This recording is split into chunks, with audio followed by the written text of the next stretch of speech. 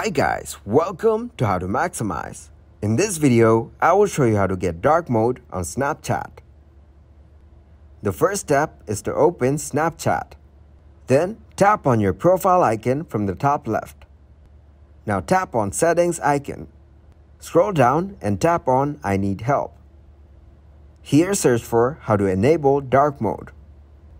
From the page that appears, you can see that dark mode is not available for Android users yet.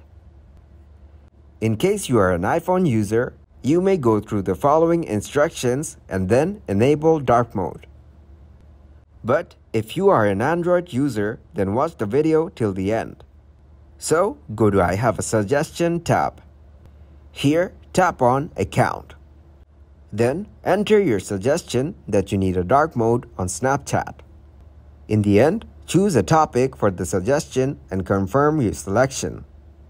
So basically, this is what you can do if you want to have dark mode on Snapchat. Thanks for watching and please leave a like, subscribe and share.